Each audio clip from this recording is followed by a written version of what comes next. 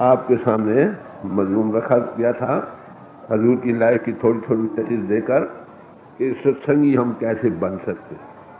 हम सत्संगी बनने के लिए महापुरुषों के पास जाते हैं, वो सच्चे मानो में सत्य का संग कर रहे हैं, माउथ पीस ऑफ गॉड बने, समझे। हम उस सत्य के पाने के लिए उनके पास जाते हैं। जब उनके पास जाते हैं वो क्या करते हैं, हमें थोड़ा सत्य का संग दे देते हैं, कांटेक्ट। कैसे उसका कांटेक्ट, ये संग किसको होता है, आत्मा को। इस वक्त हमारी क्या गति है, हम आत्मा देहधारी हैं, सबकी आत्मा मन के अधीन है, मन आगे इंद्रियों के अधीन, इंद्रियों को भोग खींच रहे हैं। ये जिस्म का रूप बना बैठा है, जिस्म और तलकात इंद्रियों के भोग संग का ही सत्संग कर रहा। ये असत्संग है, वो है सत्संग। असत से हटे तब सत्य का संग को पाए। तो इसलिए जब महापुरुष मिलते हैं तो आपको सत्य के संग की थोड़ी पूंजी दे देते। सत्य क्या है, वो परमात्मा, बाकी सब असत्य है। जगत असत्य है और आत्मा सत्य है। आत्मा सत्य क्यों है, ये एक सब्सटेंस की बनी हुई है, कॉन्शियसनेस की। इसलिए जो एक चीज की बनी है वो डिसइंटीग्रेट नहीं होती, अमर और अजर है, हमेशा अनचेंजेबल, परमानेंस और ला तगय्युर है। बाकी मैटर, जिस्म और इसके जितने बाहरी जगत और जिस्म सारे मैटर के बने हुए हैं, ये है कॉम्बिनेशन। एलिमेंट्स के एलिमेंट्स आगे हैं, एटम्स के बने हुए, इसलिए डिसइंटीग्रेट होंगे। तो सत्य का संग पाने के लिए मनुष्य सबसे हाईएस्ट रंग इन क्रिएशन है, जहां मनुष्य जीवन में ही पाकर तुम उस सत्य के संग को पा सकते हो। जब कोई पूर्ण महात्मा मिल जाए, आप अपना हृदय खाली करके उसके सामने रख दो और बाकी अपने आप सारा काम होगा। आपको पता है, जब आपको उपदेश दिया जाता है तो यही कहा जाता है कि भाई निश्चिंत होकर बैठ जाओ, सब तरफ से ख्याल हटाओ, हृदय को खाली करो, बाकी वो अपना आप काम करो। गुरबानी में आता है, सेव न मिलो काल न मिलो, मिलो आए अचिंता। वो सेवने से घालने से वो नहीं मिलता है। जब आप अचिंत हालत में हो उस वक्त वो अपने आप आ जाता है। आप देखिए दरवाजे में आप खड़े, आप बुला रहे, आओ भाई, आओ मित्र, आप मेरे दोस्त अंदर आ जा, आप दरवाजा ही छोड़ते नहीं, कैसे अंतर में आए। इसका मतलब है प्रेयर करके उसके दर पर बैठ जाओ, बाकी आप किनारे हो जाओ, उसके हवाले कर दो, बाकी सारा काम उसी का।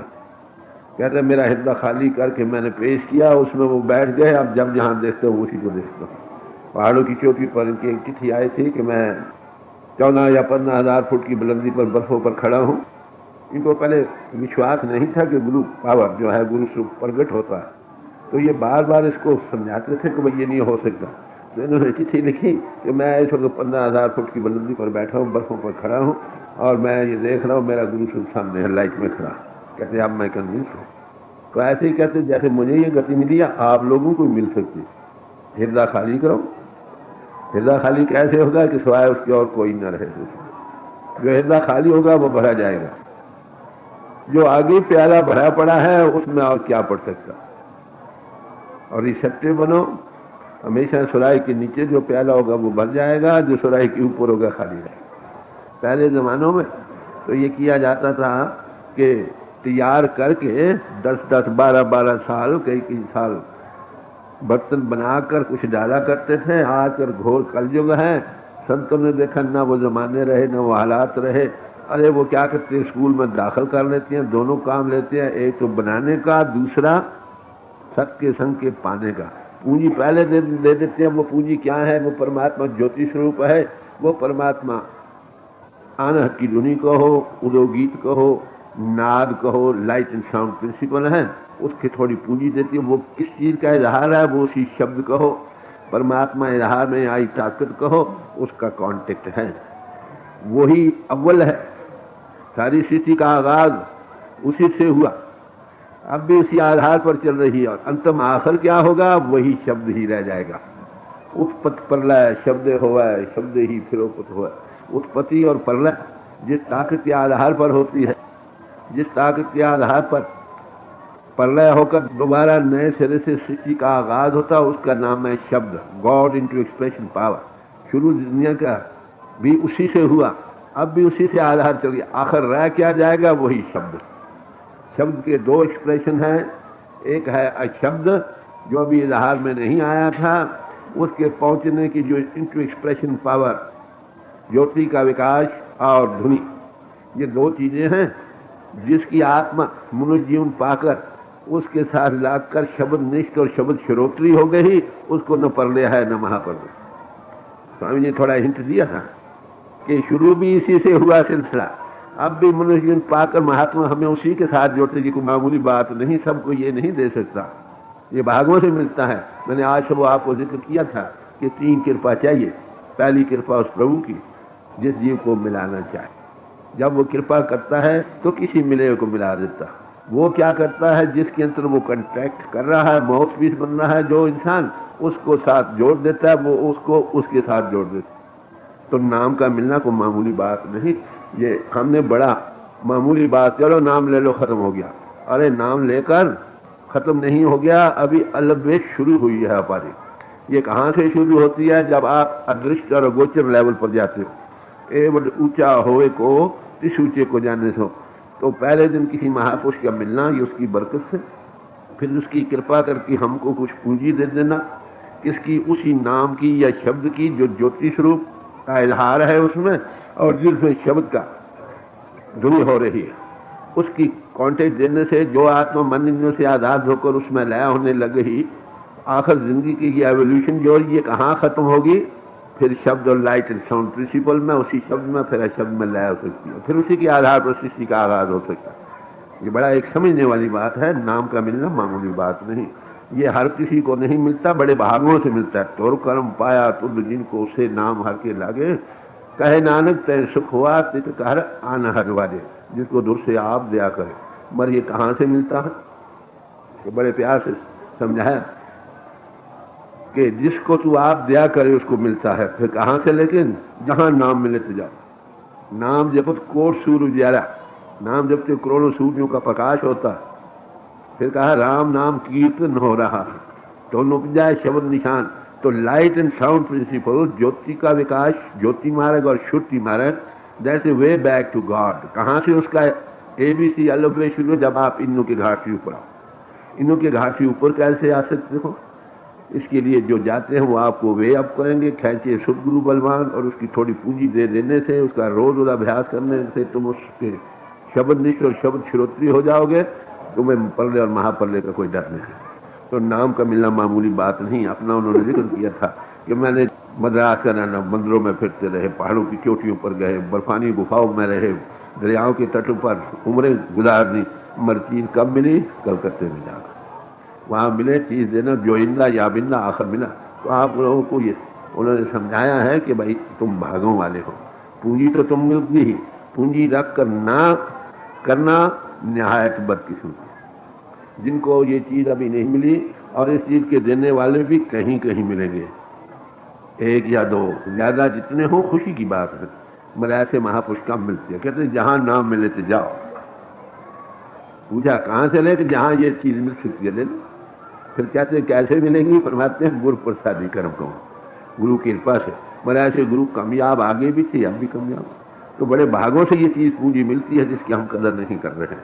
आपको वो चीज जिनको मिल चुकी है और मिल चुकने पर भी उसकी कदर नहीं कर रहे हैं, क्या उसका अभ्यास नहीं कर रहे हैं? अरे अपने जीवन और मत का वो पथ है, आधार है, जो उसके साथ दूर लग गई, उसके ऊपर महापर्दे का क्या करना। मुझे बस चिट्ठी आई, कह रहे महाराज यहाँ तो बड़ी अमेरिका सब अंडर वाटर हो जाएगा, हम क्या करेंगे? मैंने उनको लिखा भाई तुमको नाम मिल चुका है, तुम उसके साथ हो, वो तुम्हारी संभाल करेगा। आखिर नाम में ही हमने निष्ठ होना है। नाम निष्ठ और शब्द निष्ठ एक ही बात है। शब्द श्रोत्री बनो, शब्द निष्ठ बनो। जिसको ये पूंजी मिल गई और उसको आखिर दुनिया की जो कहती है परले महापल होकर अगर उसी में लाए, इजहार की ताकत है ना, वही सब का आधार है। उसी में वो आपको आज पहले ही महापुरुष पहले दिन थोड़ा उसका पूंजी दे देते हैं, बड़ी भारी बरकत है, मगर अफसोस हम कदर नहीं करते। ये बड़े भागों से मिलती है। सत्य के संग करने के लिए हम समाजों में दाखिल हुए थे, सत्य के संग करने के लिए हम महापुरुषों के चरणों में गए। जिनको सत्य का संग आप ही नसीब नहीं, आपको कहां से?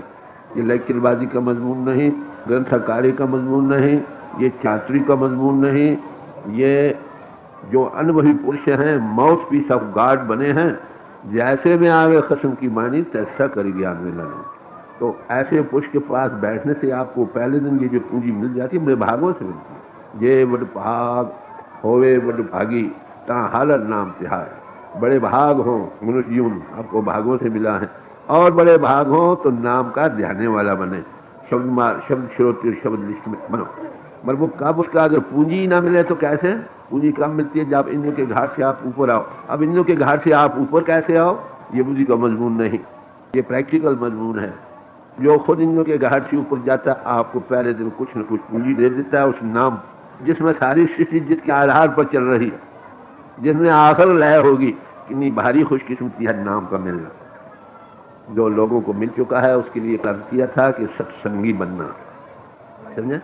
आज वो ये था कि महापुरुषों की सब की एक ही फाइनिंग्स हैं। मुख्तलिफ महात्माओं से उदाहरण देकर तो दुनिया में दो किस्म के महापुरुष आते हैं, थोड़े से लफ्जों में।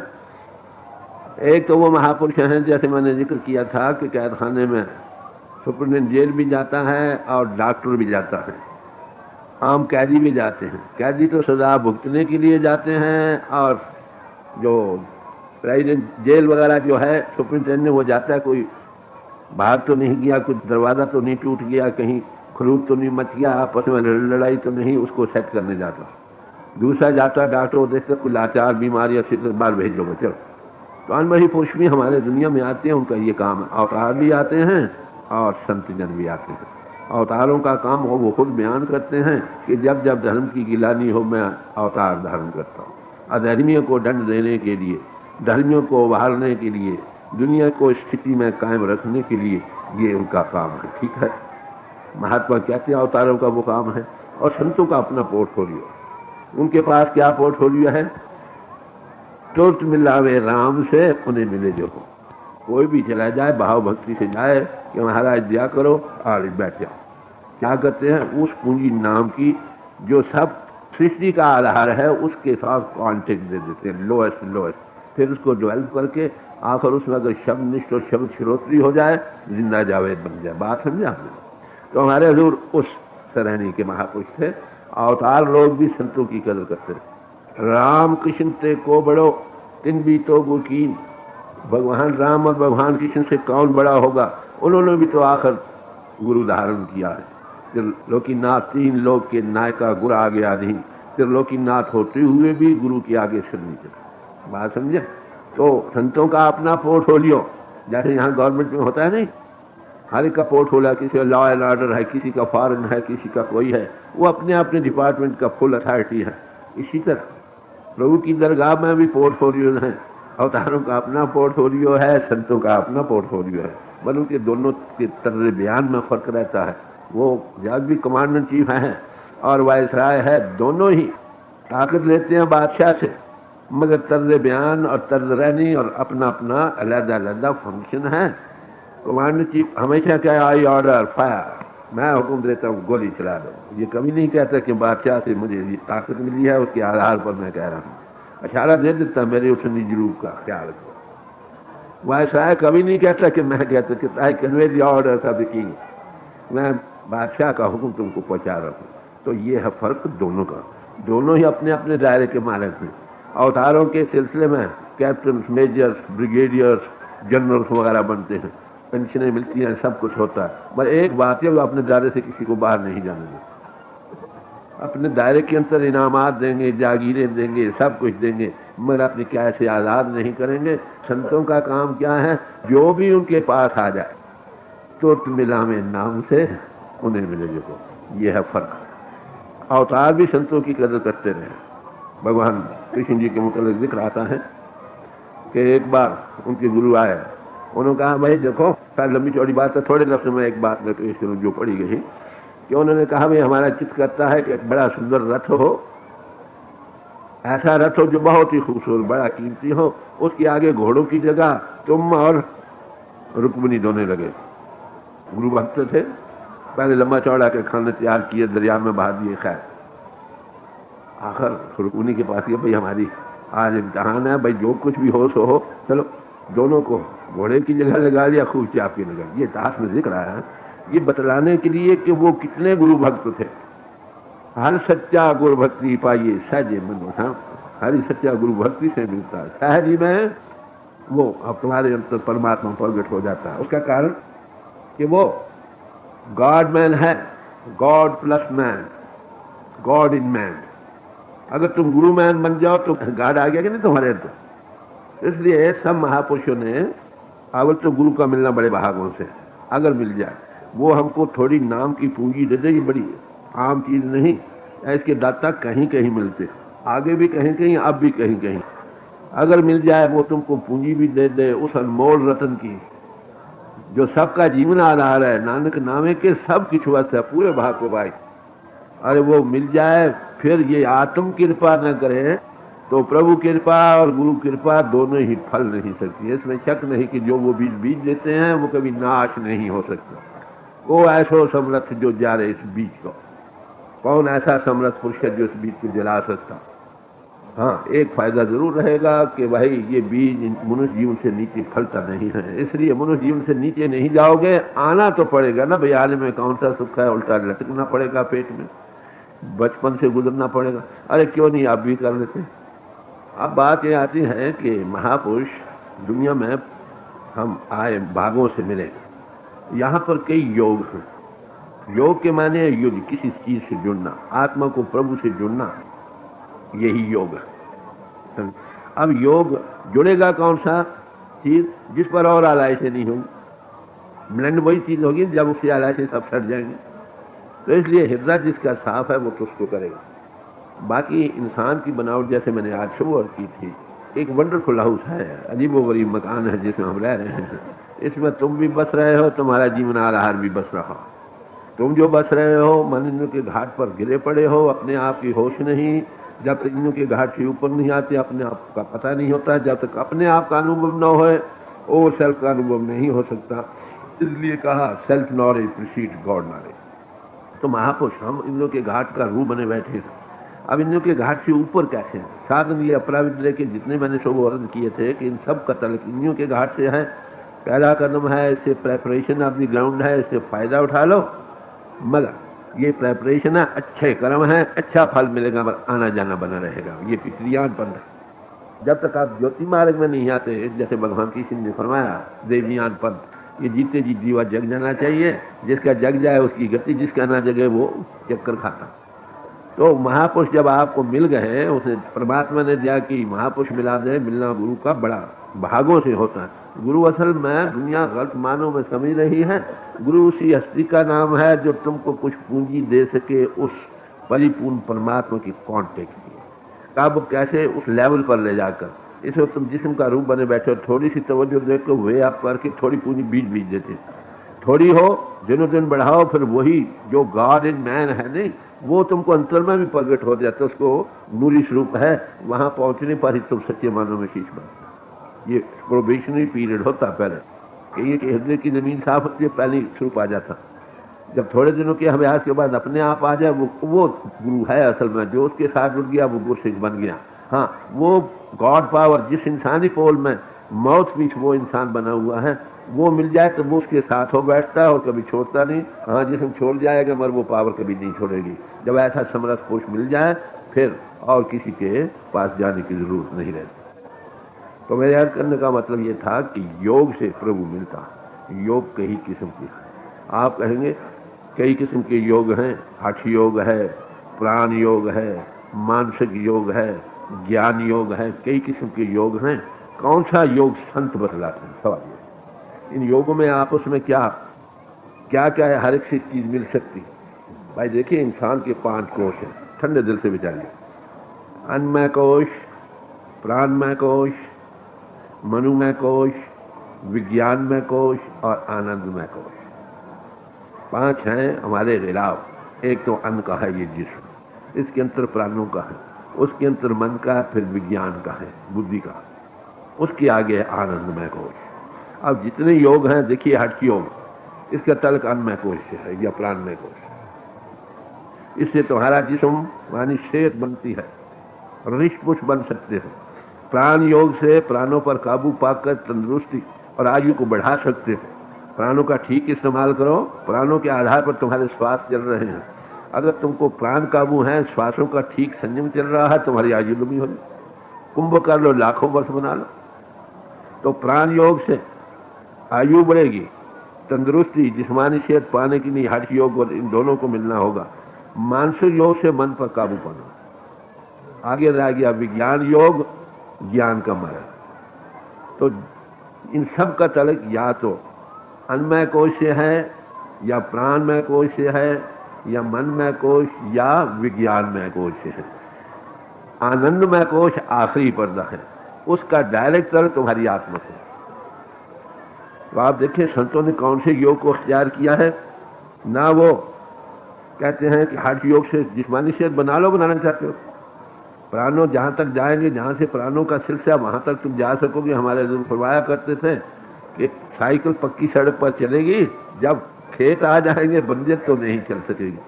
तो प्राणों का जो इनकास कहो है कहाँ से, चिदाकाश से, वहाँ आगे जा नहीं सकते।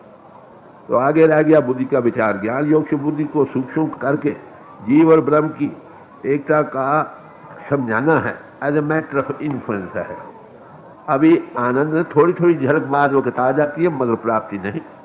तो इन सब के लिए हमारे दिल में दर्जे बदर्जे है। संतों ने कौन से योग को माना है प्रसिद्ध करके, इसके दो कारण हैं। एक तो ये कि पुराने जमानों में आयु लंबी थी, समझे, लोग लाख वर्ष कहते हैं। सतयुग में थी, त्रेते में 10,000 साल थी, द्वापर में 1,000 साल थी, कलयुग में 100 साल, 100 साल भी कोई नहीं जीता। आजकल 50-60 जनरल है। वो कहते वो योग आज कर नहीं सकते, इसलिए उन्होंने कहा कि फल करो, आप प्राण योग ये वो करो, भी कुंभ करो, नीचे चिपरों से चढ़ो, यहाँ पर हो। अगर तुम दरमियानी मंजिल में बैठे हो, हमारे जो फरमाया करते थे कि एक मंजिल है, एक मकान, उसकी 5-6 छतें। अगर आप दरमियान में बैठे हो, क्या नीचे आकर फिर चढ़कर वहां से ऊपर जाओ कि वहीं से ऊपर चल जाओ?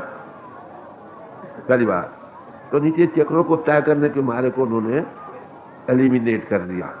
दूसरा, प्राण योग के करने के लिए हठ योग की क्रियाएं चाहिए, ऋषि पुष बनना चाहिए, इसलिए वो भी हफीज माना है, हेरिडिटरी ना फिट, उसको भी क्या लगा भाई सेहत के लिए कर लो, पर इसे हम कुंभ वगैरह नहीं कर सकते, इसके उसको भी एलिमिनेट कर दिया। इंसान के अंदर दो ताकतें काम करती हैं, एक आत्मा, एक प्राण।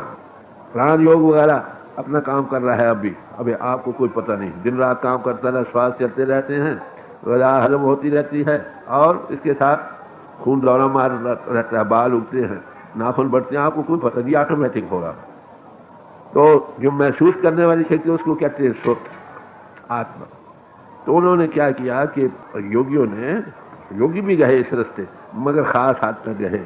उन्होंने 6 चक्रों को तय करके प्राणों और सुख दोनों को समेट कर रूह के मरकज पर आंखों के पीछे आए, आगे सहस्रार तक जा सके, आगे नहीं। योगी जन यहाँ तक जाते हैं, योगीश्वर गति वाले ब्रह्म में लीन होते हैं, उसे जाग उठते हैं आगे, मगर इसके आगे का पता रखने सामने नहीं मिलता। तो मुझे याद है, मैं लाहौर में था, वहाँ पर कई भाई आया करते थे। एक दफा लंबी चौड़ी बात के बाद कह रहे भाई हम तो भाई ब्रह्म से आगे नहीं मानते। भाई ब्रह्म के आगे पार ब्रह्म का तो जिक्र है ही, महात्मा कहते चौथा लोग भी है, उसका ज्यादा डिटेल से बयान किया, वो कहते हमने देखा भी। तो उनको मैंने कहा भाई ब्रह्म तक तो हम साथी हैं, चलो गले लग कर चलो, अगर आगे कुछ हुआ चल पड़ना, नहीं तो तुम्हारी मंजिल मकसूद तो पूरी होगी। तो संत जन जहाँ तक वो कहे उससे आगे का उपदेश देते हैं, ये भी कंफर्म करते हैं कि हाँ ये जा सकते हैं, मगर जिस रास्ते वो जाते हैं वो हम नहीं जा सकते, इस जमाना काबिल नहीं ले। तो इसलिए वो कौन सा योग सिखलाते हैं, गुरु अमरदास साहब फरमाते हैं, कर्म होए सदगुरु मिलाए, सेवा सुत शब्द चितलाए। वो तुमको सुत तो शब्द की सेवा दे, सुत शब्द योग सिखलाता। सुत का मार्ग, ज्ञान मार्ग का तलक as a matter of influence है, वो निकाल कर, ये इन्फ्लुएंस का मजमून नहीं, फीलिंग्स का, इमोशंस का नहीं, ना इन्फ्लुएंसेस का, it is a matter of seeing, बल्कि बिकमिंग। तो बिकमिंग कैसे होगा? आत्मा a drop of the ocean of life, कौ कबीर राम की अंश, आत्मा चेतन स्वरूप अगर मानने के घाट से लिबरेट हो जाए, ये कतरा समुद्र में वास हो का समुद्र रूप बन जाए, ये बिकमिंग का सवाल है।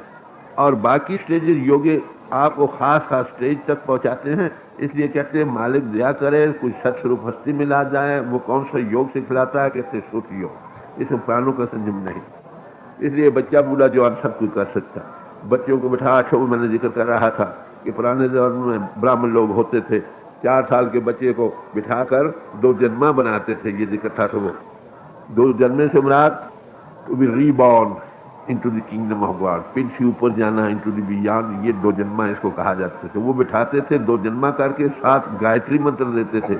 और गायत्री मंत्र में क्या दिया है? तत्सवितुर्वरेण्यम, अंत तुम्हारे सूर्य जैसे प्रकाश है, उसको प्रकट करते थे। ये उनमें समर्था थी। आज भी ऐसे ब्राह्मण लोग मिले जो ये कह रहा पाँव दोनों को जाए। ज्योति के विकास ही से आना जाना खत्म हो सकता है, ये भगवान किसी भी तरह। तो महापुरुष पहले दिन आपको ज्योति का विकास है, आपको पहले दिन दीवा बरसा देते हैं। माफ करना, दीवा बरसाने के आज जीते जी अगर दीवा बरसा जाए तो गत वाला हो जाता, बेगता नहीं रहता। पर उस पूंजी को जो मिली है, मैंने अभी याद किया था कि वही हमारा जीवन आधार, उसी में एवोल्यूशन, उसमें सब कुछ उसी में होता है। आखिर वही रहता है, हुवल अव्वल हुवल आखिर, वही सब का जीवन आधार है। ऐसा कुछ अगर मिल जाए तो हमको कौन सी शब्द योग सिखलाता है? समझे? सुर शब्द योग किसको कहते हैं? सवाल थोड़े लफ्जों में। सुर कहते हैं तवज्जो को, होश को, वेकफुलनेस, जागृति जो हम महसूस करते हैं। आंखें बंद करो, खोलो, बंद करो, एक्ट ऑफ मेडिटेशन में कोई अंतर वेकफुल जागृति महसूस, दैट इज होश, that is wakeful, that is सुर। और शब्द कहते हैं वो पावर जिसके आधार पर सब खंड ब्रह्मांड चल रहा है। उसको ध्वनात्मक नाम भी कहते हैं, उसको श्रुति भी कहते हैं, उसको गीत भी कहते हैं, उसको रूहानी राग भी कहते हैं, उसको आकाशवाणी भी कहते हैं, उसको नाद भी कहते हैं। मुसलमान फकीर उसे समा कहते हैं। और सुल्तान उल अज़कार सौते सरमदी शुक्ल नसीरा कहते हैं। सुर शब्द योग किसको कहते हैं? सवाल थोड़े लफ्जों में। सुर कहते हैं तवज्जो को, होश को, वेकफुलनेस, जागृति जो हम महसूस करते हैं। आंखें बंद करो, खोलो, बंद करो, एक्ट ऑफ मेडिटेशन में कोई अंतर वेकफुल जागृति महसूस, दैट इज होश, that is wakeful, that is सुर। और शब्द कहते हैं वो पावर जिसके आधार पर सब खंड ब्रह्मांड चल रहा है। उसको ध्वनात्मक नाम भी कहते हैं, उसको श्रुति भी कहते हैं, उसको गीत भी कहते हैं, उसको रूहानी राग भी कहते हैं, उसको आकाशवाणी भी कहते हैं, उसको नाद भी कहते हैं। मुसलमान फकीर उसे समा कहते हैं। और सुल्तान उल अज़कार सौते सरमदी शुक्ल नसीरा कहते हैं। बात वही। पिंड से ऊपर आओ, खाए योगी आए, कोई भी आए, आगे एक ही शब्द मार्ग है। जहां तक का उसको तलक मिला वहां तक रह गया, जो सहस्रार तक गया वो आगे नहीं जा सका। तो शब्द की भी आगे स्टेजेस हैं। एक अनाथ शब्द है, एक सार शब्द है, एक सत शब्द है। सत शब्द में फिर लय को शब्द में लय हो जाता है। इसके 2 ही आधार है, एक ज्योति मार्ग और श्रुति मार्ग। तो सुर्त का इसको महापुरुषों ने, ईसाइयों ने वर्ड करके बयान किया है, नाम और बानी करके बयान किया है, इसको अमृत करके कहा है। इस सब का प्राणों पर काबू पाकर उसके साथ इसको कथा भी कहा है। और अनाथ शब्द ये कुदरती है। सुर्त का उसके साथ स्वाभाविक संबंध, इन्नेट। परमात्मा देखिए मिसाल, एक है दरिया, एक है लहर, एक है कतरा पानी का। तो कतरे का स्वाभाविक संबंध लहर से है, लहर समुद्र का इजहार है या दरिया का इजहार है। तो सुर का उसके साथ स्वाभाविक संबंध है। और उसमें एक मैग्नेटिक ताकत है, कशिश है। जब ये कतरा जो मानव के घाट पर घिरा पड़ा है, कोई महात्मा हमको इससे आलाय से करके उसके जोड़ते उसे मैग्नेटिक ताकत खींच कर अपने आप लय कर देता है। कतरा लहर में और लहर दरिया में समा जाती है। तो इसलिए नीचे हर योग की क्रियाओं से तो उससे जिस्मानी सेहत बन सकती है। प्राण योग से प्राणों पर काबू पाकर तंदुरुस्ती और आयु को लंबा कर सकते हो। मानसिक योग से मन पर काबू पाकर, ज्ञान योग से बुद्धि को सूक्ष्म करके जीव और ब्रह्म की एकता को समझना as a matter of influence, it is not becoming. बाद लोग ये कहते हैं उसी नशे में आके आए मैं ही सब कुछ हूँ। वो सेल्फ अवेयरनेस, सेल्फ नॉलेज से जिसको हो उसको कॉस्मिक अवेयरनेस जागती है। उस कॉस्मिक अवेयरनेस भी फाइनल गोल नहीं, उस पर सुपर कॉन्शियसनेस है। ये किन को अनुभव होती है? जो इससे भी, इसलिए सूफियों के दर्जे से भी संतों का मार्ग गया। तो इसलिए महापुरुष क्या कहते हैं कि दुनिया का कोई काम नहीं, ये सुर्ती से सारे काम हो रहे हैं, जब तक सुर्त साथ न हो। देखिए, इस जिस्म के इंद्रिय हैं कान, हमारी सुर्त या अटेंशन कहीं एक ख्याल में मैल है, कान खुले हैं, कोई आवाज़ देता आप सुनते नहीं, ये नेचुरल होगा। आँख खुली है, ख्याल मैल है, सुर्त कहीं लगी पड़ी है, कोई गुजर जाता आपको को पता। न्यूटन के पास एक बैंड बजता चला गया, समझे? तो किसी ने पूछा, वो अपने मैथमेटिकल कैलकुलेशन में लगा था, पूछा क्यों भाई नीचे यहाँ बैंड बजता गुजरा, कहता मुझे पता नहीं। ये है सुर्त। जब तक सुर्त इंद्रों के साथ न हो, इंद्र काम नहीं करते। तो संत महात्मा आपको पहले दिन ही सुर्त की ट्रेनिंग देते। बच्चे का सवाल नहीं हल होता, ऐसे सिर्फ आ सकता, ओह सुर्त का ठिकाना यहाँ है आपके। जब उसमें आप बाहर से हटकर ये सुई में जाते हो, वहाँ ये है सुर्त योग। इसकी डेवलपमेंट बाकायदगी से करनी है। तो इसलिए महापुरुषों ने कहा कि दुनिया के जितने काम सुर्त के आधार पर हो रहे हैं, अगर सुर्त साथ न हो तो कोई काम नहीं कर सकता। तो वाणी में ये कहा है, यही सुर्त त्यातिन रहो, जैसी सुर्त होगी वैसा आगे रास्ता बने। आप इस सुर्त को देखिए, पहलवान लोग क्या करते हैं, वर्जिश करते हैं, जिस्म को पहलवान बन जाते हैं। इसी सुर्त को अगर दिमागी सेंटर से, ब्रेन सेंटर से जोड़ो तो इंटेलेक्चुअल पहलवान बन जाते हो। अरे इसी सुर्त को अगर आप उस परिपूर्ण महान सुर्त से जोड़ो तो रूहानी पहलवान बन जाओ। तो ये सारा खेल ही सुर्त पर चल रहा है। इसलिए इसके कामयाबी होने का कुंजी क्या है? Key to success is one own thought. आप इस सुर्त को कंट्रोल करो, थॉट कहो, टेंशन कहो, ये आउटकम है हमारी अवेयरनेस का, जो बेसिक चीज है। तो इसको पाने के लिए हमें क्या करना होगा? यही ट्रेनिंग है जो महापुरुष देते हैं। ये बच्चा बूढ़ा जान सब कर सकता है, कोई भी हो। तो इसलिए सुर्त, इसमें सिर्फ तवज्जो या सुर्ती से अंतर में वो कांटेक्ट देते हैं, प्राणों को नहीं छेड़ते महापुरुष जब मिलते।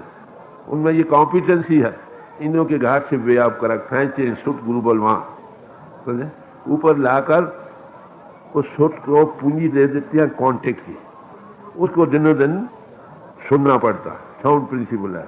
और इनर में दो ही चीजें, एक सुर्त एक नेत्र, दोनों ही डेवलप होकर उसकी लाइट के देखने वाला भी बन जाता है और सुनने वाला भी बन जाता है। कब? ये इंद्रियों के घाट से जब ऊपर आए। ऊपर का बात अपने आप आ नहीं सकता, कोई आ सकता खुशी की बात, अगर ना आ सके तो किसी की मदद ले। इसके 3 साधन हैं, बड़ी मोटी बात। इसमें सिमरन है पहला कदम, दूसरा है ध्यान, तीसरा है भजन। सिमरन किसको कहते हैं?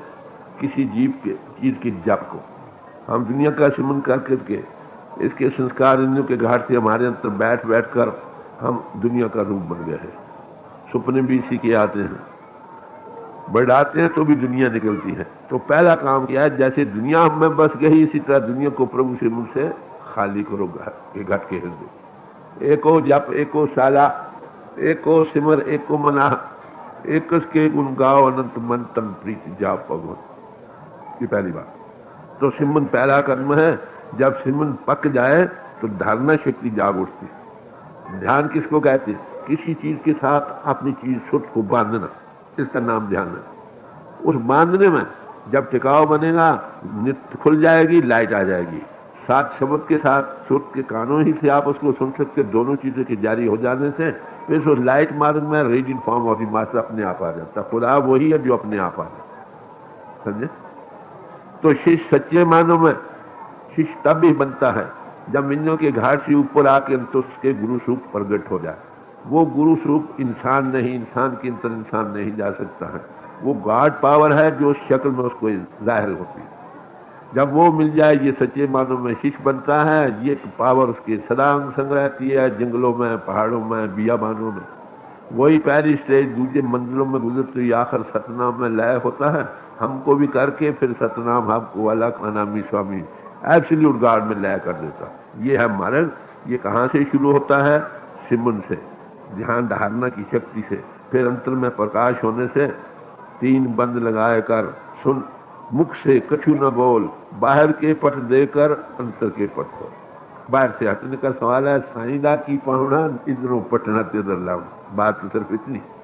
ये चशम इसलिए कहा, चशम बंदो गोश बंदो लब्बे बंद गर्न बीनी सिर हक बंद। ये आंखों को बंद कर लो, कानों को बंद कर लो, लबों को बंद कर लो। कहते अगर हकीकत आपको ना खुले तो समझो तुम मखौल कर लेना। तो ये तीनों साधन कहाँ से शुरू होते हैं? यहाँ से नुक्ता सवैदा को, अशदल कमर को हो, दिलकिशी को या शिव नेत्र पर किए जाते हैं। दो भावों के दरमियान जो ये रूह का ठिकाना है, इसी को भगवान कृष्ण ने जिक्र किया है।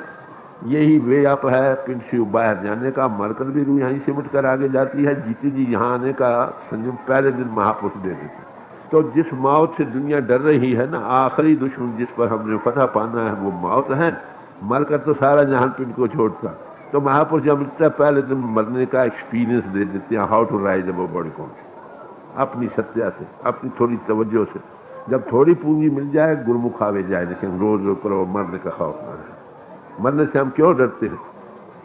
मरने से सब जग डरे, मेरे मन आनंद मरने ही से पाइए पूर्ण परमानंद। कहते सारा जहां डरता है मरने से, कहते मेरे दिल में खुशी है क्योंकि रोज आता जाता, गुरमुख आवे जाए नहीं। तो मरने से डरने का दो कारण हैं। एक कारण, हमें मरना नहीं आता, पिंड को छोड़ना नहीं आता। अंत समय आता है समा, जिसम छोड़ना पड़ता है, घबराहट होती है, गिड़कता, टांगे मारता, बाजू मारता। महात्मा पहले दिन तुमको पिंड से ऊपर आने की थोड़ा एक्सपीरियंस देता, how to rise above body consciousness. इसलिए कहा learn to die so that you may begin to live. बमीरा दोस्त पेशल मर अगर मेरी जिंदगी गाई, ऐ दोस्त अगर तू हमेशा का जीवन चाहता है तो मरने से पहले मरना सीख। ये है राज जो सत्सुख है। इसीलिए क्या गुरु मिल जाए फिर मौत का खौफ नहीं, क्योंकि मौत का मरना पहले दिन आपको पूंजी देता है। रोज अभ्यास करो तो गुरमुख आवे जाए नहीं। तो इसको पाकर इंसान दूसरा कहाँ जाना उसका पता नहीं, घबराहट इसलिए भी ज्यादा होती है। दुनिया के टैच में बस रही है, बार बार यहीं आता।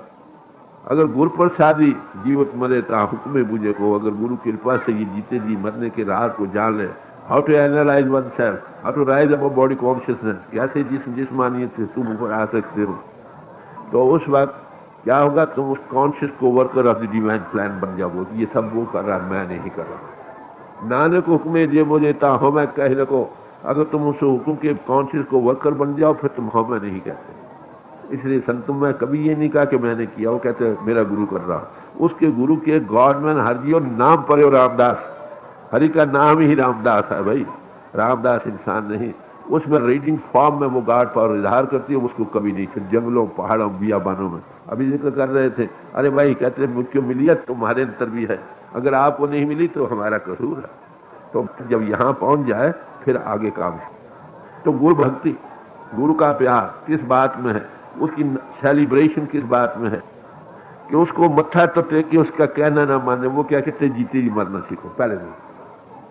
नानक ऐसी मरनी जो मरे तासा जीवन हो। अगर ऐसे जीते जी मरने को सीख जाओ, हमेशा की जीवन को पाओ। तो ये राज जिंदगी है जिसको वो हल कराते महापुरुष। ये संतों के हाथ में है, उनका कुछ नहीं लगता। समुद्र से लाखों जीव पानी भी पी जाते, कोई कमी थोड़ी है। आलिम आपको इल्म सिखला सकता, समझे, और डॉक्टर आपको जिस्म की साइंस का मायर कर सकता। अरे आत्म अनुभवी बिठाएगा, थोड़ी तवज्जो दे, 10 पीछे 500 बैठे सबकी वे आपका एक्सपीरियंस मिलेगा। अक्षरों का बताना, कोई नाम का देना नहीं। हमारे जो फरमाया करते थे कि चरखा काटने वाली लड़की भी अक्षर बतला सकती है। सवाल है एक्सपीरियंस का, पूंजी का देना है, थोड़ा एक्सपीरियंस, हाउ टू राइट, थोड़ा मिले तो फिर आगे दिन दिन बढ़े। तो ये इस काम के करने के लिए गुरु का मोहताज होना पड़ता है, जो इसमें मायर है। तो इसलिए कहा कर्म होए सदगुरु मिलाए, सेवा सुख शब्द चितलाए। सारे महापुरुषों ने इसीलिए कहा पीरा बिगड़ी के बेस पीरी सफर, बस पुराफत तो खौफ खतर। अंतर जानना बाहर किसी न किसी उस्ताद की गाइडेंस की जरूरत पड़ती है। एक ऐसी मंजिल में जानना जो अंधेरे के पार है, क्या वहाँ किसी की जरूरत नहीं। Practical self analysis. पुराने महात्मा क्या हमें इस बात में मदद कर सकते हैं भाई, गाइडेंस के लिए ठीक, जैसे मैंने अर्ज किया, ग्रंथों पोथों के समझने के लिए भी राइट रिपोर्ट किसी अनुभवी पुरुष की जरूरत चाहिए जिसने उस तरफ कदम उठाया है, और दूसरे उठाया ही नहीं बल्कि हमें कॉन्टेक्ट भी दे सकता। इसलिए किसी जिंदा महापुरुष की जरूरत है जो हमको इन हिस्सों से ऊपर ले आए। जब तक आप इस हिस्सों से ऊपर नहीं आते इंद्रियों के घाट से, तो गायब की तस्वीर से बेइल्म रहते हो। तो ये थी खास कर समर्था जो हमारे हजूर में थी। वो पूर्ण महापुरुष थे जिनमें ये हाथ बागडोर थी, क्या ये पोर्टफोलियो उनका था, तुरंत मिला हुए राम से उन्हें मिले जो को।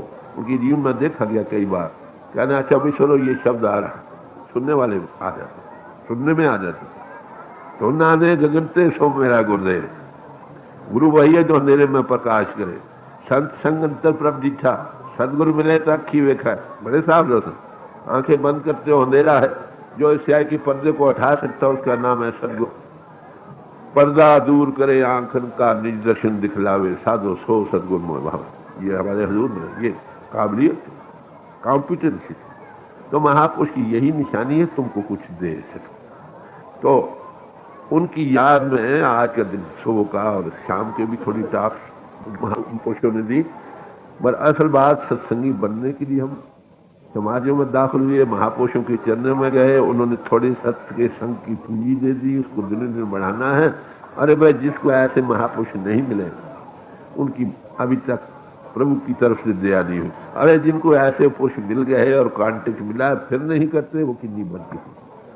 तो उसके लिए कैसे डिटेल में कल अर्ज किया था, सो वो भी इसी बारे में कैसे अंतर्मुख हो सकता है, क्या ये साइंस को बयान किया था हजूर के मुख्तलिफ थोड़ी टचेज लाइफ की देकर ये पेश किया गया था।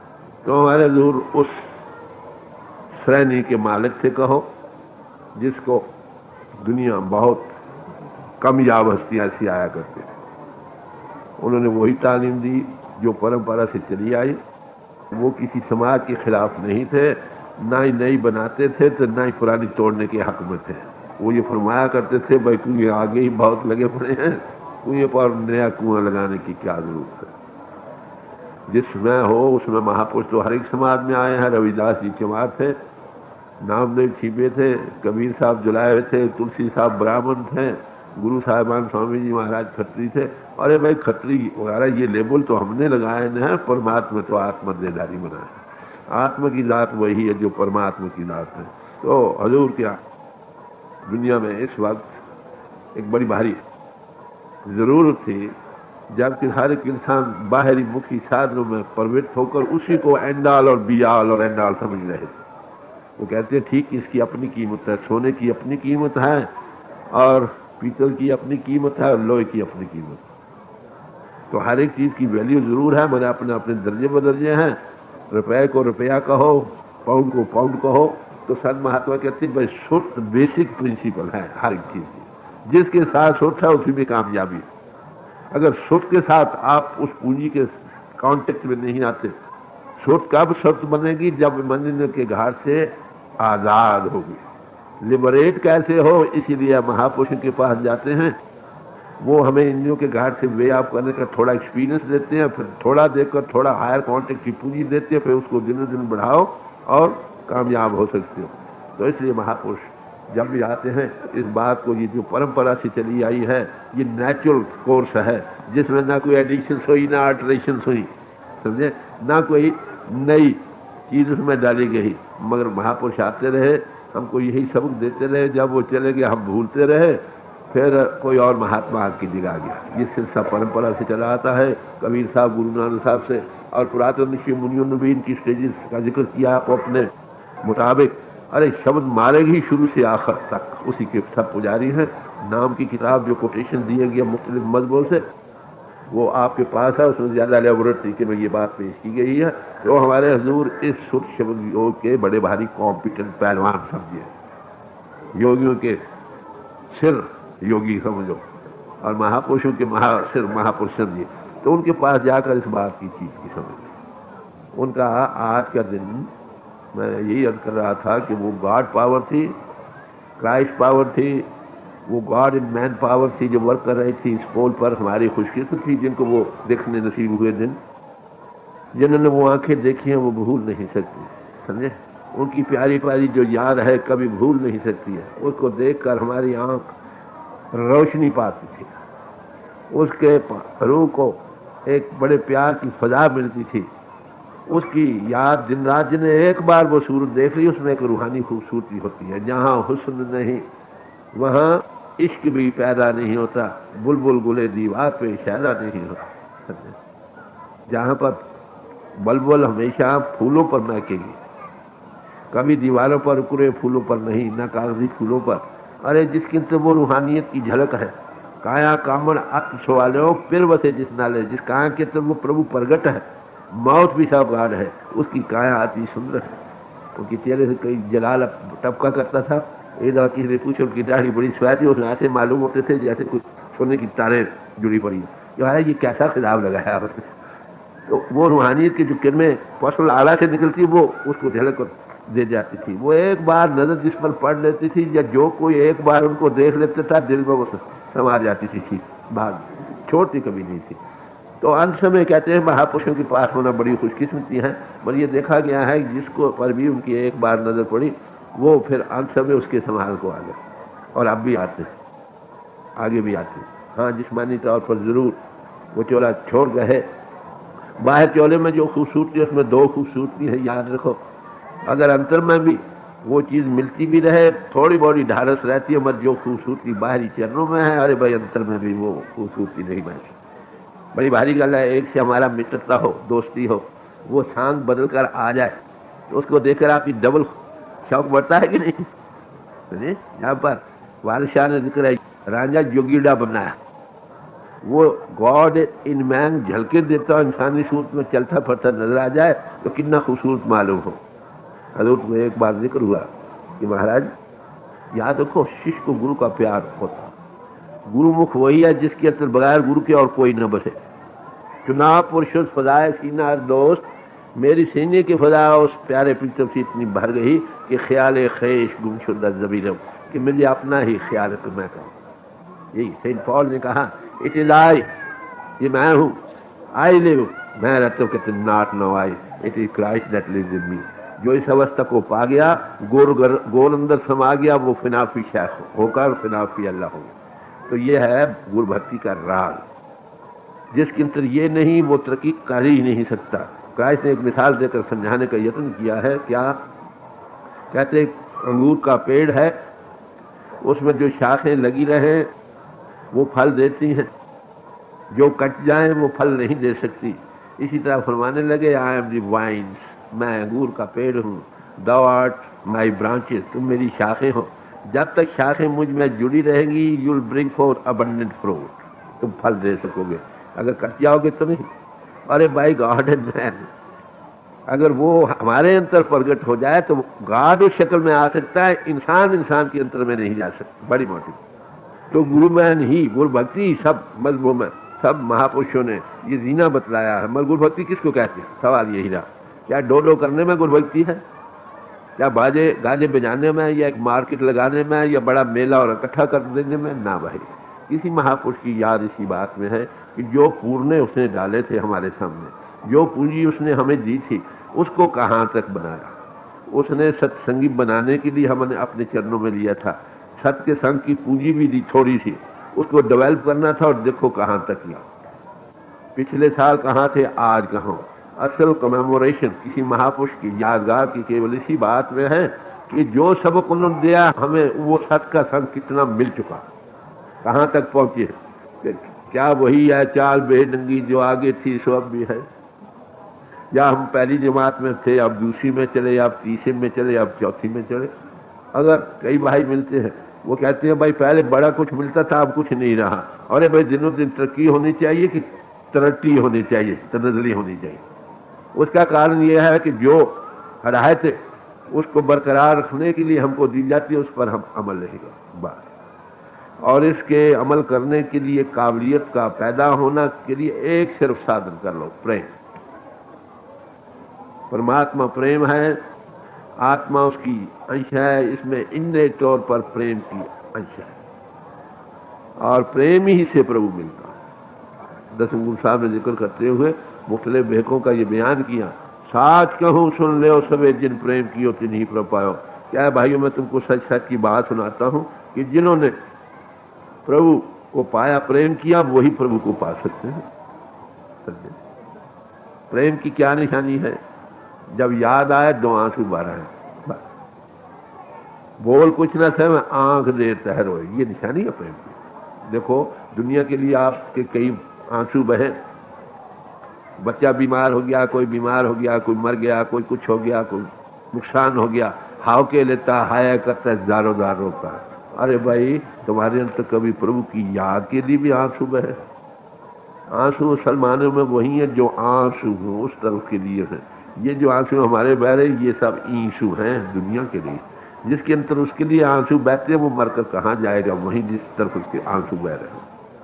तो मेरे बात समझे, तो प्रेम ही से प्रभु मिल साथ कहूँ सुन लियो सबे जिन प्रेम कियो कि नहीं पर पायो। प्रेम किससे हो, सवाल ये है। अरे भाई परमात्मा की अमानत है, उससे प्रेम बढ़ाओ। जब तक उसको नहीं देखा, जिस इजहार में वो बाहर हमारी तरह मल मूत्र का थैला लेकर चलता फिरता जीवों को निकालने के लिए, गुमी हुई भेड़ों को ढूंढने के लिए वो आता है, उसके साथ प्यार करो। उसका प्यार प्रभु का प्यार है। हर की पूजा सदगुरु पूजो। जब तक हरि को नहीं देखा, जो उसका स्वरूप बना, उसकी पूजा भी हरि की पूजा है। बाहरी लेवल में अनुभवी पुरुष, पूर्ण पुरुष को तो एक पापी भी देख सकता। अरे उस परमात्मा को कौन देखा जो उस लेवल में जाएगा। तो इसलिए बड़ी भारी बरकत है कि कभी ऐसे महापुरुष का मिलना, हरि का, प्रभु का मिलना, महापुरुषों का मिलना, हरि का ही मिलना। इसलिए महापुरुषों ने कहा कि अगर तुम किसी वली अल्लाह के नजदीक आ गए, समझो तुम प्रभु के नजदीक आ गए। अगर तुम किसी वली अल्लाह से दूर हो गए, समझो प्रभु से दूर हो गए। तो किसी अनुभवी पुरुष, पूर्ण पुरुष की निशानी क्या है? कोई रे सतगुर संत कहावे, नानो अलख लखावा। कोई अपने संत सतगुर कहलाता है, वो आंख बनाते जिससे वो अन्य के घाट से नहीं लिखा जाता, हम उसके देखने वाले बन। यही निशानी है। लाओ ढूंढो जहाँ मिलता है, 1 मिले, 10 मिले, 50 मिले, 1000 मिले। अरे भाई सच्चे मानो में किसी समाज में रहो, गुरु सिख बनो, बात तुम्हारा बेड़ा पार हो जाए। गुरु वो है जो जाग उठा है, जो जागा है तुमको जगा देगा। बात तो यही। तो आज का दिन उस महापुरुष, पूर्ण पुरुष जिसका के मिलने से हमें होश आई और जिसकी कृपा से अब भी ये सिलसिला सारा चल रहा है, ये सब उसकी कृपा से है। और ये जो कुछ चल भी रहा है उसी के हुक्म के मुताबिक ही चल रहा है। उन्होंने फरमाया, अनसमझ जब आया थोड़ा सा, तो स्वामी जी ने इनको आज दृश्य नजर आया, पेश कर दिया। तो मेरे पास पूछने गए कि ये क्या बात, क्या मैंने क्या देखा। मैं कि भाई एक दृश्य आपको बताया गया, तो कहते कमेमोरेशन क्या होती। तो दृश्य को वो था, वो आंखें थी जो आंखों में आंखें डालकर एक जज्बा पैदा कर गए, उसी की बरकत आपको मिल रहा है। तो उनके पास ये नवंबर 47 की बात है। वो फरमाने लगे, भाई एक ऐसी कॉमन ग्राउंड रखो जिस पर सब समाजों के भाई इकट्ठे कर बैठे, अपने अपने बोले रखें, अपनी अपनी समाजों में रहें, अपने अपने लेबल लगाए रखें। सदाचारी जीवन रहने के घाट के ऊपर उस परिपूर्ण परमात्मा से जुड़ना।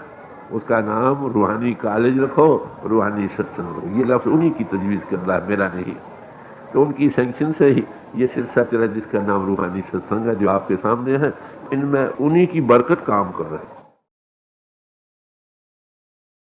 साथ कहूँ सुन लियो सबे जिन प्रेम कियो कि नहीं पर पायो। प्रेम किससे हो, सवाल ये है। अरे भाई परमात्मा की अमानत है, उससे प्रेम बढ़ाओ। जब तक उसको नहीं देखा, जिस इजहार में वो बाहर हमारी तरह मल मूत्र का थैला लेकर चलता फिरता जीवों को निकालने के लिए, गुमी हुई भेड़ों को ढूंढने के लिए वो आता है, उसके साथ प्यार करो। उसका प्यार प्रभु का प्यार है। हर की पूजा सदगुरु पूजो। जब तक हरि को नहीं देखा, जो उसका स्वरूप बना, उसकी पूजा भी हरि की पूजा है। बाहरी लेवल में अनुभवी पुरुष, पूर्ण पुरुष को तो एक पापी भी देख सकता। अरे उस परमात्मा को कौन देखा जो उस लेवल में जाएगा। तो इसलिए बड़ी भारी बरकत है कि कभी ऐसे महापुरुष का मिलना, हरि का, प्रभु का मिलना, महापुरुषों का मिलना, हरि का ही मिलना। महापुरुषों ने कहा कि अगर तुम किसी वली अल्लाह के नजदीक आ गए, समझो तुम प्रभु के नजदीक आ गए। अगर तुम किसी वली अल्लाह से दूर हो गए, समझो प्रभु से दूर हो गए। तो किसी अनुभवी पुरुष, पूर्ण पुरुष की निशानी क्या है? कोई रे सतगुर संत कहावे, नानो अलख लखावा।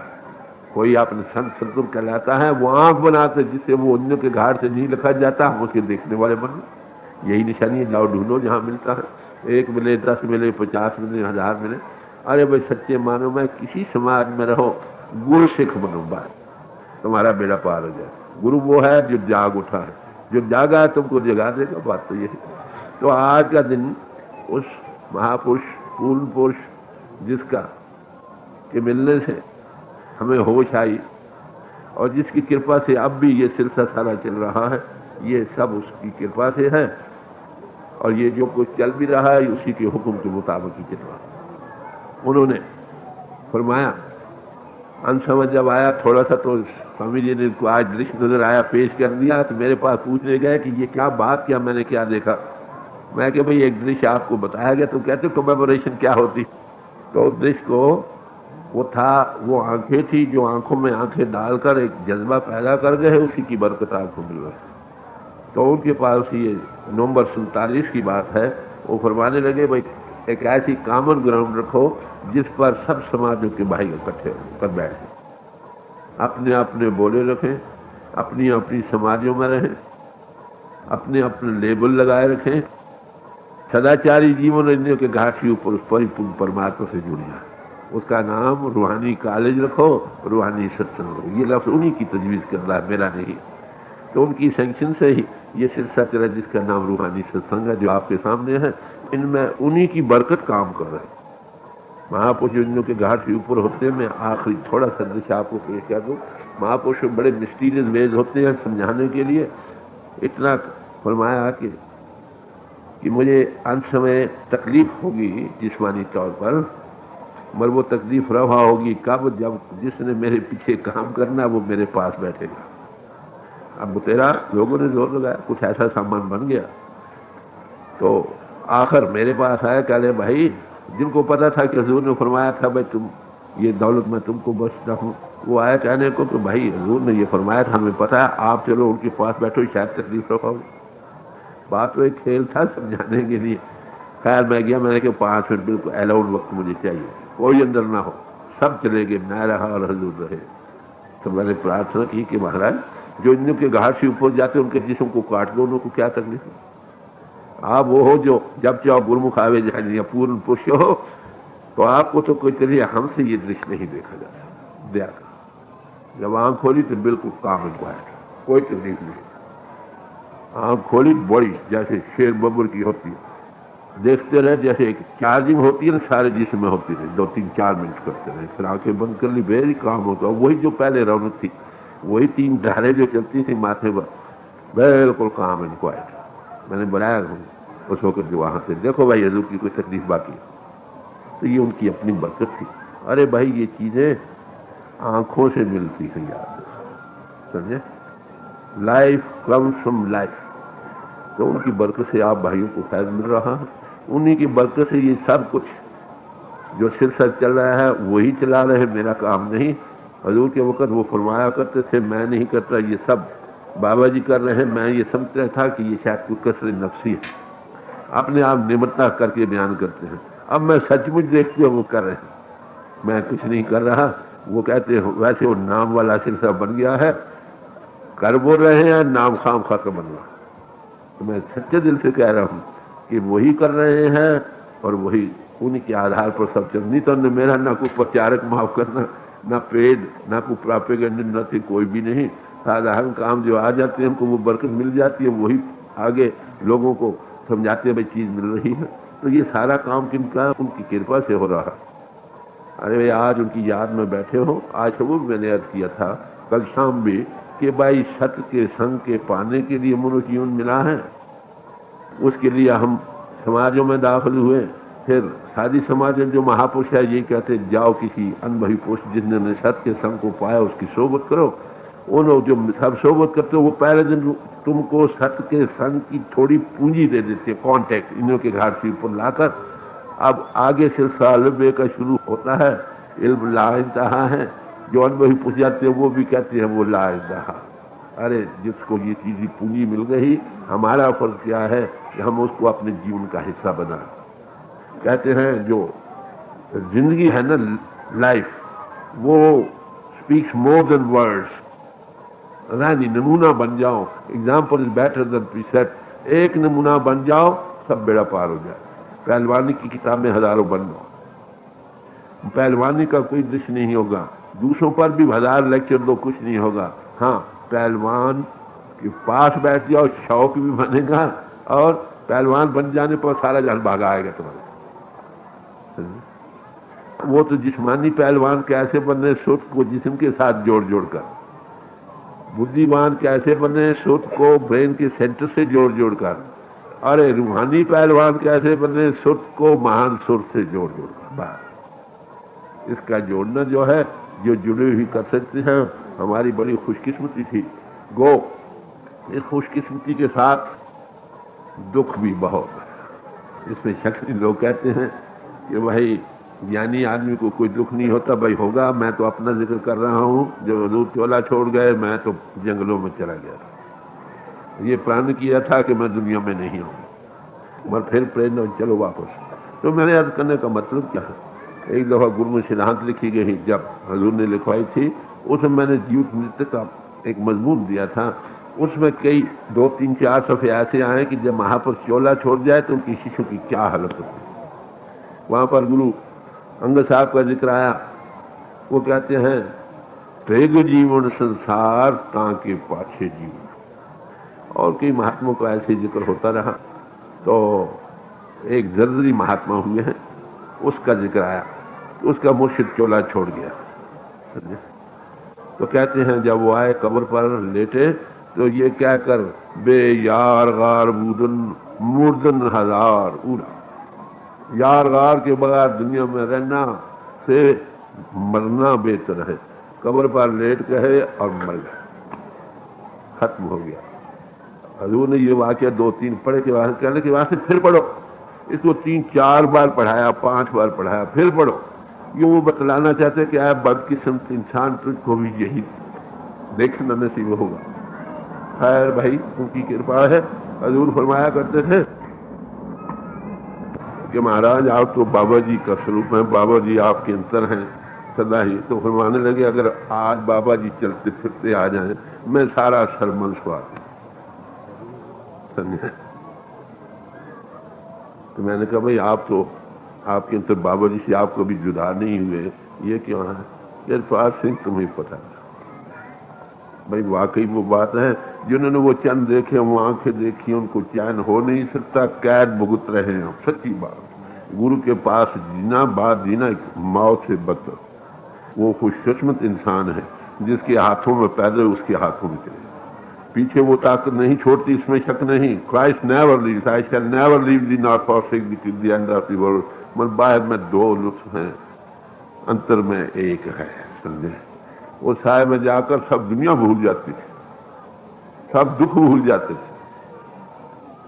कई बार बड़े इरादे करके दिल में जाया करते थे, वहां जाने में बुत बन जाते, सब भूल जाते। इसीलिए कहा, माई गुरु चरण अति मीठ, बड़े भाग होंगे प्राप्त, बड़े भागों से मिलते। अरे भाई, किसी जिंदा लिविंग मास्टर के चरणों में बैठना एक ग्रेट ब्लेसिंग है। जिनको मिले हैं खुशकिस्मत इंसान है भाई, जो सच्चा उनका दिन में याद बनाने की गर्ज कि जो पूंजी उन्होंने दी है उसको बढ़ा लो, समझे। अब संगत यहाँ आ गई, मेरी कोई गर्ज नहीं थी। मैंने कभी किसी को चिट्ठी नहीं लिखी शुरू से आखिर, अपने आप आते हैं, मैं समझते हजूर भेजते, फिर उनके थोड़ा बहुत लटकने का सामान करना पड़ता। कुछ संगति लाती है, संगत खा जाती है, माफ करना। मगर देखने की बात आप आ जाए तो हजूर की बातें करनी है। हजूर कई बार, हजूर एक दफा फरमाने लगे, अरे भाई मैं यहाँ ये जो लोग आते हैं, मैं मेला नहीं बनाना चाहता। अरे भाई ये मेला समझ कर मत आया करो। ये जो दिन आपको मिले, घर से आजाद हुए हो, उसी की याद में दिन रात गुजारो, उसी के लिए जियो। जो सिर्फ गुरु के लिए जीवन आधार जिसका बन जाए, अरे भाई उसको 3 लोगों में कोई डर नहीं। गुरु को सिर पर रखते चलते आज्ञा माए, कहे कबीर तिस दास को 3 लोग डरना। मगर याद रखो, फिर मैं याद करूं, जो अनुभवी पुरुष की जिंदगी में शिष्य को लुत्फ है, पीछे नहीं पड़ता। उसकी कोई बातें सुनाए, जो मेरे हर प्रीतम की कोई बात सुनावे, सो भाई सो मोरा भी अच्छा लगेगा। मगर फिर उसके बाद सुनाने वाले भी अच्छा लगेगा। अरे भाई बातों से भी कब दिल पसता। जब ऊदो को भेजा भगवान किसी जी ने कि गोपियों को जरा तसल्ली दे जाओ, गए ज्ञान त्याग की बातें सुनाने लगे, सुना सुना कर आखिर गोपियां कहले, ऐ नारायण, जो तुम कहते हो बातें ठीक हैं, जो आंखें उस मुरली मनोहर को देखना चाहती हैं, उसके लिए तेरे पास क्या है? अरे भाई, जिन्होंने उसकी झलक देखी है, आज इस भाई के पास ये ताकत वो झलक आज दिखा सके।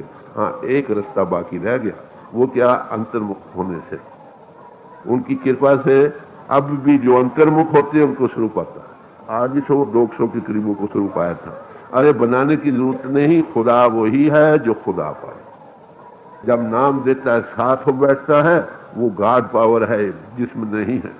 जिस्म के अंदर जो पावर वो था वो कभी नहीं छोड़ती, वो अब भी तुम्हारे अंदर है। मैं ये देख रहा हूं कि नेयों की संभाल वो कर रहे हैं। कई दफा एक स्वरूप आता है, कई दो दो आते हैं, और ऐसे को स्वरूप आते हैं जिन्होंने कभी सुना नहीं, देखा नहीं, ख्वाब ख्याल भी नहीं। जब फोटो बतलाए जाते, हाँ ये इससे साफ सबूत यह है कि उनकी बरकत से ये काम चल रहा है। मैं अब भी देख रहा हूं कि वही कर रहे हैं, मैं नहीं कर रहा। अगर कोई क्रेडिट, अगर किसी भाई बहन को कुछ फायदा मिल रहा है, उनकी कृपा से है, मेरा नहीं। अगर थोड़ी बहुत ही अच्छी चीज आप भाइयों को मुझ में नजर आती है तो उस्ताद पढ़ाने वाले का क्रेडिट है, जिसने बख्शी है मेरे जैसे। तो आप भाइयों का शुक्रिया। आपने कल शाम, आज वो आज शाम, अरे भाई गुरु मैन बन जाओ बाहर। वर्ल्ड से, वर्ल्ड लफ्ज है इंग्लिश, WORLD, एल को मैं पना बीच से निकाल दो, एल को, वर्ल्ड बन जाओ, काम बेड़ा पार हो जाओ। ये वर्ल्ड कैसे बनोगे? जब मैं पना रहेगा। मैं पना कब हटोगे? जब गुरु भक्त बनोगे। बस उसके कई तरीके साफ करने के मैंने यही अर्थ किया था। वो स्कूल में दाखिल कर लेता है, बनाने के लिए भी डबल ड्यूटी, साथ अंतर में सत्य संगी की पूंजी देकर उसमें लय करने के लिए भी। तो आज हम सब भाइयों बहनों की खुशकिस्मती है कि उनकी याद में कल शाम, आज वो आज शाम गुजरा। तो आज के बाद हमने क्या करना होगा? क्या इस कान से सुनकर उस कान से निकाल देना? अरे वे एक सबक साथ लेते चले जाओ, उस महापुरुष की याद दिल में बताओ। बैठक उठ शोर वही याद। जैसे स्त्री को पति का ख्याल कहीं चली जाए वो भूलता, दिल से नहीं निकलता, शिष्य के अंदर गुरु का ख्याल उसे ना, जिसके अंदर वो ख्याल बनेगा, as you think so you become. हाँ, गुरु गुरु हो जरूर, ये याद नहीं तो जैसे का करोगे, ये ध्यान बनने से भी नहीं बनता। अपने जैसों का तो ध्यान बन जाएगा, हमारे लेवल का, जो हमारे लेवल से ऊंचे हैं उसका ध्यान बनता ही नहीं। तो आपसे मैं यही अर्ज करूंगा कि हजूर का प्यार दिल में अपने साथ लेते जाओ, और उनका प्यार दिल में बना रहा, बेड़ा पार है। दुनिया की प्यार की जगह उनका प्यार बसा, दोनों हाथ लड्डू रहे, यहां भी और अगली दुनिया में भी। तो आज कल शाम, आज हो आज शाम, हजूर की याद में जो वक्त गुजरा है, जो सबक उन्होंने दिया है, उसकी याद दहानी इसी बात में सच्चे मानों में हो सकती है कि आप जो कुछ उन्होंने फरमाया, जिस रास्ते उन्होंने चलाया, जो सबक उन्होंने दिया, उसको अमली तौर से उसका जामा पहन। बताने की जरूरत नहीं, जीवन बनाओ। पंडित गुरु दत्त है, उससे पूछा गया कि भाई तुम स्वामी दयानंद की जिंदगी लिखो। कह रहे हाँ मैं लिखूंगा। लिखने लगे। एक साल गुजरा, पूछा क्यों लिखा गया है? कहते नहीं अभी नहीं, मैं लिख रहा हूँ बड़ा जल्दी। 2 साल गुजरे, फिर पूछा क्यों भाई स्वामी जी का जीवन लिखा है? कहला मैं I am writing very hard. फिर और साल 2 साल के पूछा क्यों भाई कहाँ पहुंचा? तुम्हारे जो सारे जिंदगी लिख रहे थे? कहले I am still working very hard. कह रहे भाई वो कौन सा तुमने स्वानी उम्री लिखनी है लाइफ जो अब तक खत्म नहीं हुई? कहते लिखना यही है कि अपने जीवन में उसको बना दूं, मैं वैसे ही बन। अरे भाई तुम शाम उनका रूप बन जाओ, उसको हृदय में बसा लो, और वही बन जाना ही सबसे बड़ा उपदेश। जितना बनोगे उतनी दुनिया को खुशबू मिलेगी। वो तुम्हारे घट घट में बैठा है, उसका इजहार कर लो, उसी की बू तुमसे आए। जहां बैठो उसी के मंडल में चार्जिंग तुमको मिले। बात तो यही है। तो आज सत्संग खत्म है। इस वक्त जाते हुए मैंने यही अर्ज किया था, जाते हजूर की याद साथ लेते जाओ। ये सब बरकतों की माँ है, सब रसाइयों की रसाई है, समझा? और क्या कहूं, किसी की याद में थोड़ा दिल भरा है और क्या हो सकता। मैं तो एक ही कहूंगा कि गुरु की याद है। आपको पता है हजूर हमारे फरमाया करते थे, एक था भीख का तालिब, भीख या भीख या भीख या भीख करता था। उसको लोगों ने पूछा, मुसलमान दुनिया थी, 2 मिनट बाद खत्म करता। तो दुनिया पूछने लगी, अरे भीख तो क्या कहता है? को मेरा खुदा है, मेरा रसूल है, मेरा ये है वो है। शरीयत का जमाना था, पकड़ कर शरीयत वालों ने कत्ल का फतवा दे दिया। तो कत्ल के मुकदमे में हमेशा बादशाह के पास जा रहे। तो जब वो गया तो आप देखें बादशाहों के दिलों को भी थोड़ा रहा होता, देखा भी ये दीवाना, क्या तुम्हारा खुदा कौन है? क्या भीख। तेरा रसूल कौन है? कहता या भीख। आंखों में मस्ती देखी, डर गया, तो भाई क्यों फांसी नहीं दो, मारो नहीं। क्या छोड़ दो इसको? कह रहे महाराज छोड़ते क्यों हो? क्या नहीं छोड़ दो। कह रहे भाई देख, भीख तेरा खुरा है, तू तालब है उसका, तू उससे कहो आजकल बारिश नहीं हुई, बड़ी क्या चाली है, अपनी भीख को कहो मुझे यहाँ बारिश हो जाए। कह रहे अच्छा मैं अपनी भीख को कहूँ? अरे इसको भी गुरु पर भरोसा होता है। वो किसी बच्चा भी नाचता है पिता के जोर पर, क्या हाँ मैं अपनी भीख को कहने लूँ। क्या कब आओगे? क्या तो परसों आऊंगा। तो कहने लगे भाई भाग जाएगा, नहीं है क्या, कोई के फिक्र न करो। दूसरे दिन बारिश होगी, जल थल हो गए। जब तीसरे दिन आया, कह रहे बच्चे रे भीख का बड़ा शुक्रिया, उसने बारिश कर दी है। भाई मैं यही अर्ज करूंगा कि हमारे साहब उनका शुक्रिया, जब कभी उनकी याद होती है बादल छाए रहते हैं, छोटी छोटी बूंदाबांदी भी होती रहती है, ये उनके होने की निशानी। तो बारिश हो गई तो बादशाह ने क्या कहते कि इस गांव का पट्टा ले दिया, क्योंकि वहां संतों के यहाँ आना जाना लोगों का होता है। तो क्या कहने लगा, अरे भाई ये मैं ये पट्टा ले जाता नहीं। कहते क्यों? कहते मैं ये फना चीज के पट्टे अपने भीख के पास ले जाऊं ना भाई। अरे उसके बाद अगर कोई चीज तुम उसके पास नजराना कर सकते जान वाले का, बस जहां जान गई वहां दीन गया, वहां ईमान गया, समझे? जब उसके होकर रहोगे सारे बेड़े पार होंगे, थोड़े रसों। तो इस वक्त आप किसी समाज में हो, सब समाज मुबारक हैं। मेरी तरफ से आप सब भाइयों और बहनों का शुक्रिया है कि आपने कल शाम आज शाम वक्त दिया है। यहीं से मेरे हाथ जोड़ना कबूल कर लो। जिन भाइयों ने जाना वो जाओ, जिन्होंने ठहरना बड़ी खुशी है।